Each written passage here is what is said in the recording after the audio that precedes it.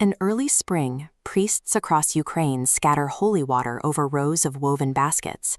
This is Velykdyn, the Orthodox feast of the resurrection. But the specific ingredients packed inside these wicker frames represent ancient survival strategies that the Church never authored. This is the Paskivnik. Inside, the festive bread and eggs sit beside a lit candle. Each item inside the basket tracks a different layer of Ukrainian history, from the arrival of the first monks to the movements of a 20th century state. The basket functions as a ritual economy, a physical collection of cultural practices that prevented a distinct national identity from being erased. Beneath the meats and the bread, you find raw garlic, horseradish roots, and piles of salt. These were originally included as symbolic medicine and protective charms meant to safeguard the home. This tradition is rooted in the deep belief that the spring thaw was a very dangerous threshold for these early agrarian communities. They called it Navsky Velykdyn, the Easter of the dead, and used these items to defend their households against wandering spirits. The pisanka, or decorated egg, functioned as a concentrate of life and fertility. The geometric symbols etched into these shells were used as a technology for ensuring a productive harvest, centuries before they were adopted as Christian icons. This drive for renewal extended to the people themselves.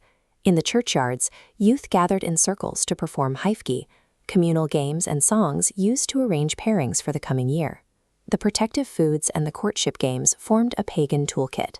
They were perfectly designed to ensure the fragile village survived the bitter winter and secured a productive future for the entire community. In 988, the leadership of Kiev Rus officially adopted Christianity, layering a new theological framework directly over these existing spring rituals. The Church integrated the local magic rather than attempting to abolish it. This was achieved by centering the Pascha, the ceremonial bread, and making its blessing the primary symbol of the resurrection.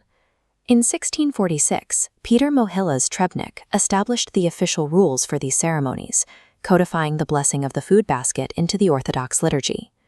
By moving the tradition from the forest into the churchyard, the Church created an unbreakable, hybrid practice that survived through the following centuries.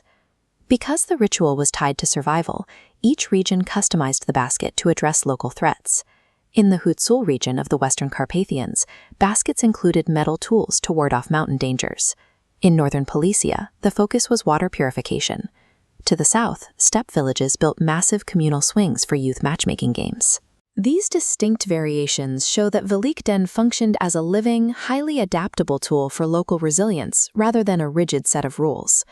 In the 20th century, the primary threat to this continuity changed. The danger was no longer the weather, but the Soviet state. A 1929 decree on religious associations legally restricted gatherings and authorized the closure of churches, attempting to force a total secularization of Ukrainian life. The state printed magazines like Bezbozhnik Ustanka to mock the cultural memory of Easter. The Soviet regime targeted the holiday because it represented an independent national identity and an authority they could not control. While the authorities could demolish physical churches, they could not monitor the quiet, private rituals occurring in millions of kitchens. Baking the bread and painting the eggs became an act of cultural preservation. This 1943 postcard, sent by a worker in Germany, shows that the memory of the holiday remained intact even in exile and extreme hardship. The public celebrations held in Ukraine today are the result of this domestic resistance. A loaf of bread, some coarse salt, and a painted egg. This is a ritual economy designed for continuity. It provided the framework for a culture to keep its identity intact until the next spring arrived.